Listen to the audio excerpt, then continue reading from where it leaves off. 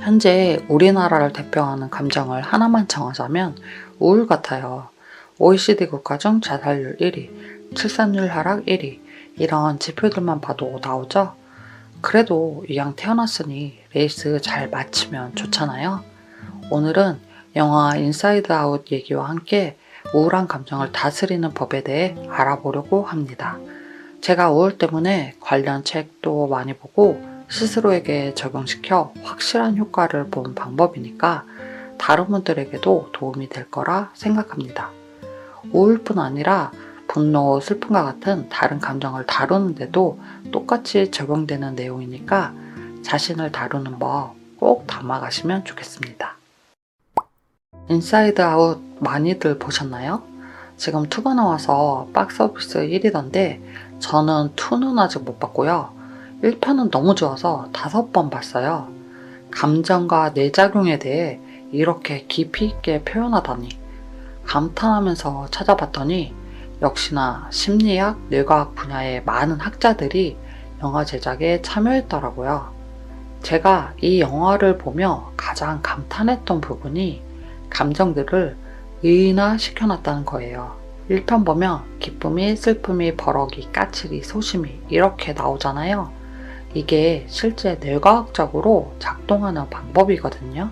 2007년 미국 UCLA의 심리학자 매튜 리버만 교수가 어펙트 라벨링 실험이란 걸 했어요. 먼저 실험 참가자들에게 분노, 두려움, 슬픔 등의 얼굴 표정을 짓고 있는 사진을 보여줍니다. 그리고 그 사진을 본 참가자들의 감정에 따른 뇌 변화를 MRI로 기록했어요. 그 후 그 얼굴 사진마다 이름을 붙이도록 했어요. 눈물을 흘리고 있는 사진에는 슬픔, 인상을 찌푸리고 있는 사진에는 분노, 이런 식으로요. 이름을 붙이고 난 후 다시 참가자들의 뇌 변화를 관찰한 실험이거든요. 실험 결과 감정에 이름을 붙이는 것만으로도 불안, 공포 같은 부정적 정서를 다루는 편도체 활동이 감소하고 의사결정, 문제 해결 등의 고차원적 기능을 담당하는 전두엽 피질의 활동이 증가됨이 밝혀졌습니다. 즉, 우리가 어떤 부정적인 감정을 느낄 때 그걸 이름 붙이는 것만으로도 많이 평정심을 찾게 된다는 거예요. 이게 첫 번째 할 일입니다. 아, 기분 안 좋아, 살기 싫다, 다 짜증난다. 이럴 땐 안개같이 뭉뚱그려진 그 안 좋은 감정에 선명한 이름을 붙이는 건데요. 가령 짜증난다고 했을 때 그 감정이 서운해서 그럴 수도 있고 답답해서 그럴 수도 있고 억울해서 그럴 수도 있거든요.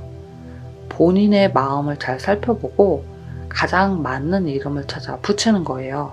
아, 짜증나가 아니라 억울함, 이런 식으로 이름 찾는 방법을 말씀드렸으니 이제 오늘의 주제인 우울한 감정을 다스리는 과정을 한 단계씩 말씀드릴게요. 첫 번째, 다음 질문과 대답을 일기장에 기록하시면 좋아요. 나는 지금 어떤 감정이지?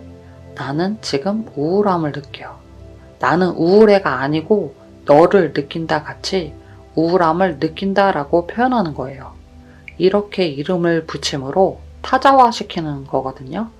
나한테 딱 붙어 한 몸이 된 우울함이란 감정을 나에게서 떨어뜨려 놓는 작업이에요.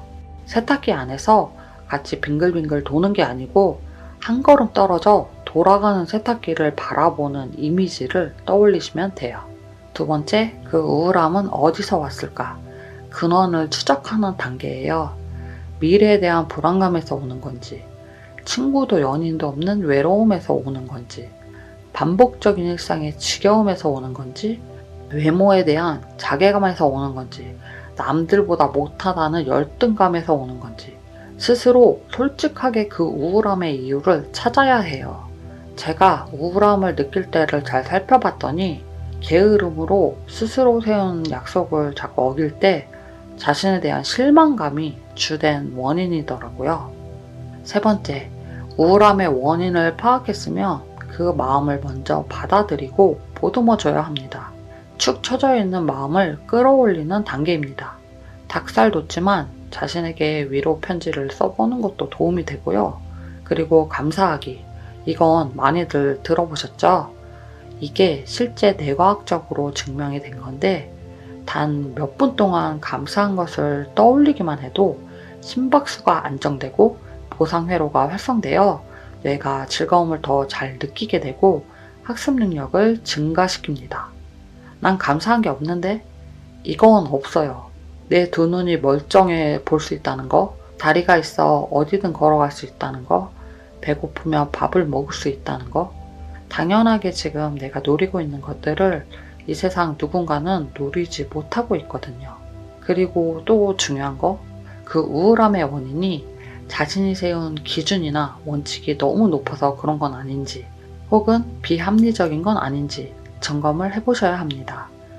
비합리적이란 말은 누구에게도 미움받고 싶지 않다라던가 사람들이 내 뜻대로 행동하길 바라는 것과 같이 내가 컨트롤할 수 있는 영역이 아닌 걸 원하는 걸 의미합니다.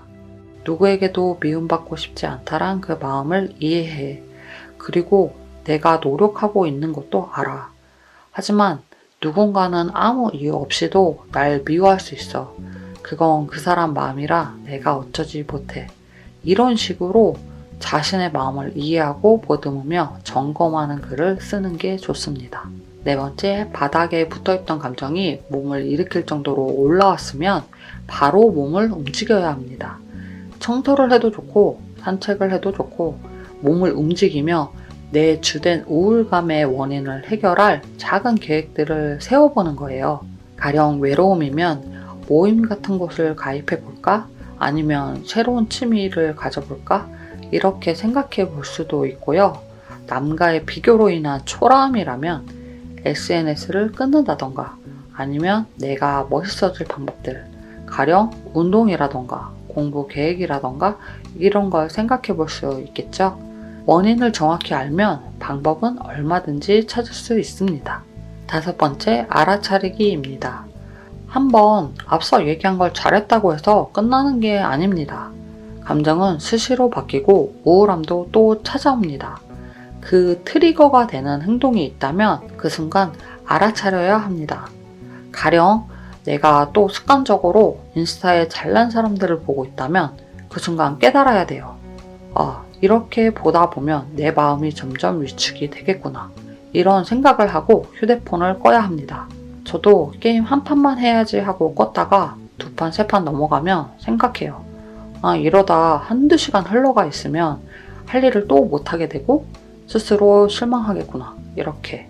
일단 알아차리면 억지로 게임을 더 하려고 해도 마음이 불편해서 오래 못해요. 이런 식으로 생각이든 행동이든 전조 증상이 나왔을 때 알아차리고 끊는 연습을 하셔야 합니다. 가만히 있으면서 생각만 전환시키긴 어려우니까 몸을 움직이는 게 베스트예요. 샤워를 한다거나 청소를 한다거나 산책 가기 이런 거. 이게 막상 닥치면 잘 안 돼도 계속 이렇게 연습을 하셔야 하거든요. 3시간 우울하게 누워 있었더라도 10분이라도 샤워하는데 쓴다던가 나를 발전시키려는 희망을 절대 버리지 말고 조금씩 연습해 가시면 됩니다. 빌 게이츠, 제프 베조스, 마크 주커버그 이런 사람들 다 명상하잖아요. 명상이 알아차림을 훈련하는 행위거든요. 알아차림이 잘 되면 현재에 집중해서 살 수 있어요. 이게 종교적이거나 영적인 얘기가 아니고요. 뇌과학적으로 증명이 된 거예요. 여기에 대해 제가 그동안 열심히 공부한 내용 다음 영상에서 쉽게 알려드릴게요. 제가 채널이 작아서 구독을 안 해놓으시면 다신 우리가 못 만날 수도 있으니까 관심 있으신 분들은 구독 미리 해놓으시면 감사하겠습니다. 그리고 혹시 우울이나 감정을 다스리는 자신만의 방법이 있으시다면 댓글로 다른 분들과 공유를 좀 해주시면 정말 좋을 것 같습니다. 그럼 여기까지 봐주셔서 감사하고 오늘도 원하는 목표를 향해 한 걸음 나아가시길 응원합니다.